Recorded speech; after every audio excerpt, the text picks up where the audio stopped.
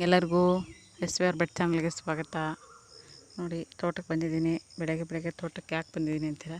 ಬಾಳೆಕೊನೆ ಕರ್ಕೊಂಡು ಹೋಗಕ್ಕೆ ಬಂದಿದ್ದೀನಿ. ನೋಡಿ ಬಾಳೆಕೊನೆ ಚೆನ್ನಾಗಿ ಬೆಳೆದಿದೆ. ಇವತ್ತು ಬಾಳೆಕೊನೆಯಿಂದ ಏನು ಮಾಡೋಣ ಅಂತೀರಾ? ಸಾಂಬಾರು ಮಾಡೋಣ ಬನ್ನಿ.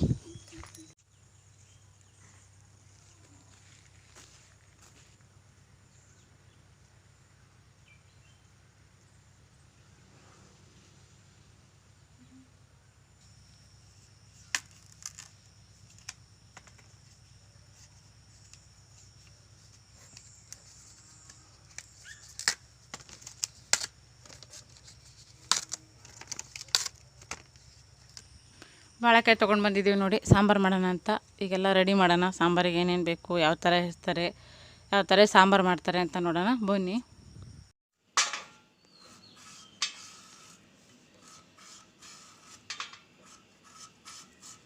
ಬಾಳೆಕಾಯಿ ಸಿಪ್ಪೆ ಅಷ್ಟು ನೀಟಾಗಿ ತೆಗಿತಾ ಇದ್ದೀವಿ ನೋಡಿ.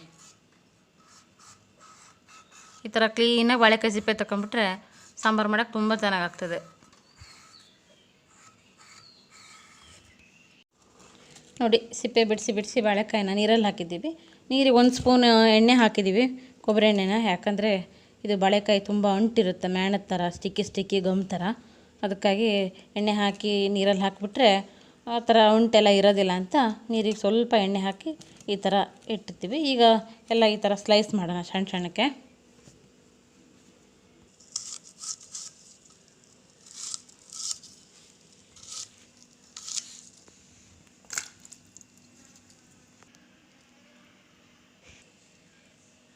ಈ ಬಾಳೆಕಾಯಿನಷ್ಟು ಚಿಕ್ಕ ಹೋಳು ಮಾಡಿ ಇದರಲ್ಲಿ ಹಾಕಿದ್ದೀನಿ ನೀರಲ್ಲಿ ನೋಡಿ.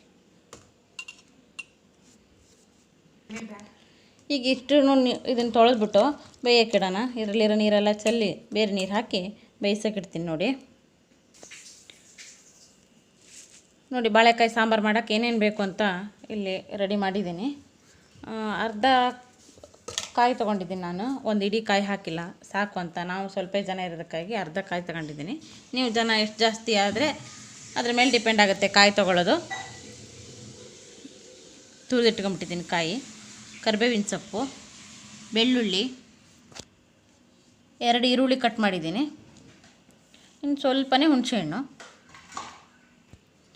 ನಾನು ಸ್ವಲ್ಪ ಸಾಂಬಾರು ಪುಡಿನೇ ತೊಗೊಂಡಿದ್ದೀನಿ, ಒಂದು 2 ಸ್ಪೂನ್ ಸಾಕಾಗ್ತದೆ. ನಿಮ್ಮಲ್ಲಿ ಯಾವ ಸಾಂಬಾರು ಪುಡಿ ಅವೈಲೇಬಲ್ ಇದೆ ನೀವು ಅದನ್ನು ಬಳಸಿ. ನಾವು ಹೋಮ್ ಮೇಡ್ ಸಾಂಬಾರು ಪುಡಿ, ಇದನ್ನು ನಾವೇ ಮನೆಯಲ್ಲೇ ಮಾಡಿರೋದು. ಅದಕ್ಕಾಗಿ ನಾನು ಇದನ್ನ 1 ಸ್ಪೂನ್ ಜಾಸ್ತಿನೇ ಬಳಸ್ತೀನಿ. ಈಗ ಬಾಳೆಕಾಯಿ ಬೇಯಿಸೋಕ್ಕಿಡೋಣ ಬನ್ನಿ. ನೀರು ಹಾಕ್ತೀವಿ ನೋಡಿ. ಇದಕ್ಕೆ ಒಂದು 2 ಲೋಟ ಆಗೋಷ್ಟು ನೀರು ಹಾಕ್ತೀವಿ. ನಿಮಗೆ ಸಾಂಬಾರು ಎಷ್ಟು ಮಾಡಬೇಕು ಅನ್ನೋ ಅಂದಾಜಿರುತ್ತೋ ಅದ್ರ ಮೇಲೆ ನೀವು ನೀರು ಹಾಕಿ. ಬಾಳೆಕಾಯಿ ಬೇಯೋಕ್ಕೇನು ಸ್ವಲ್ಪ ನೀರು ಸಾಕಾಗ್ತದೆ, ಜಾಸ್ತಿ ನೀರೇನು ಬೇಕಾಗಲ್ಲ. ಈಗ ಇದು ಕ್ಲೋಸ್ ಮಾಡಿಬಿಡೋಣ. ಕ್ಲೋಸ್ ಮಾಡಿದ್ದೀವಿ. ಈಗ 5 ನಿಮಿಷ ಬಿಟ್ಟು ಓಪನ್ ಮಾಡೋಣ. ಬಾಳೆಕಾಯಿ ಬೆಂದಿರ್ತದೆ ಆವಾಗ. ತುರಿದಿಟ್ಟಂಥ ಕಾಯಿ ಹಾಕ್ಬಿಡೋಣ. ಬಾಳೆಕಾಯಿ ಹೋಳು ಬೇಯೋಷ್ಟರಲ್ಲಿ ನಾವು ಮಸಾಲೆ ರೆಡಿ ಮಾಡ್ಕೊಂಬಂದ್ಬಿಡೋಣ. ಇದಕ್ಕೆಲ್ಲ ಬೇಳೆ ಬೇಕಾಗಲ್ಲ. ಬೇಳೆ ಬೇಕಾದರೆ ನೀವು ಬಳಸ್ಬೋದು. ನಾನು ಬೇಳೆ ಸ್ಕಿಪ್ ಮಾಡಿದ್ದೀನಿ. 2 ಸ್ಪೂನ್ ಸಾಕಾಗ್ತದೆ. 4 ಬೆಳ್ಳುಳ್ಳಿ ಹಾಕಿದ್ದೀನಿ. ಈಗ ನೋಡಿ ಖಾರದ ಪುಡಿ ಹಾಕ್ತೀವಿ. 1 ಸ್ಪೂನ್ ಸಾಕಾಗ್ತದೆ. ನೀವು ಖಾರ ಜಾಸ್ತಿ ತಿನ್ನೋರಾದರೆ ಜಾಸ್ತಿ ಬಳಸಿ, ಕಮ್ಮಿ ತಿನ್ನೋರಾದರೆ ಕಮ್ಮಿ ಬಳಸಿ. ಇದಕ್ಕೆ ಈಗ ಸ್ವಲ್ಪ ನೀರು ಹಾಕಿ ಮಿಕ್ಸಿ ಮಾಡ್ಕೊಂಬಂದ್ಬಿಡೋಣ ನೋಡಿ. ಎಷ್ಟು ಚೆನ್ನಾಗಿ ಕುದೀತಾ ಇದೆ. ಈಗ ಇದಕ್ಕೆ ಉಪ್ಪು ಹಾಕ್ಬಿಡೋಣ.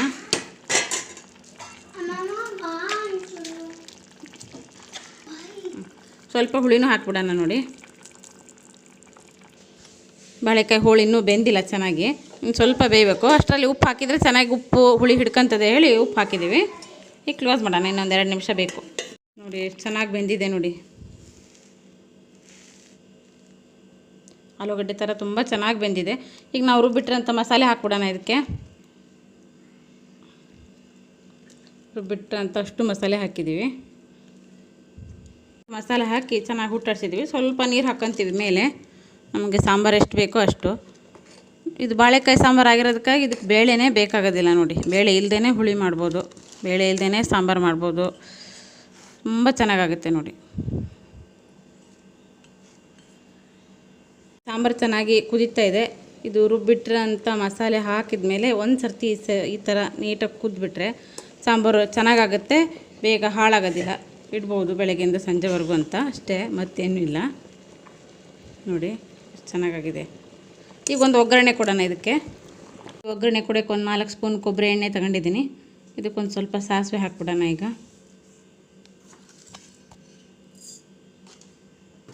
ಒಂದು ಅರ್ಧ ಟೀ ಸ್ಪೂನಷ್ಟು ಸಾಸಿವೆ ಸಾಕಾಗ್ತದೆ ಅಷ್ಟೇ. ಒಂದು 2 ಒಣಮೆಣಸು. ನೋಡಿ ಸಾಸಿವೆ ಎಲ್ಲ ಪಟ ಅಂತ ಇದೆ. ಈಗ ಒಂದು ಸ್ವಲ್ಪ ಈರುಳ್ಳಿ ಹಾಕ್ಕೊಂಬಿಡೋಣ. ಹೆಚ್ಚಿರ್ತಿದ್ವಲ್ಲ ಆವಾಗಲೇ ಅಲ್ಲಿ ಹಾಕಿ ಸ್ವಲ್ಪ ಫ್ರೈ ಮಾಡಿ ಒಗ್ಗರಣೆ ಹಾಕ್ತೀನಿ.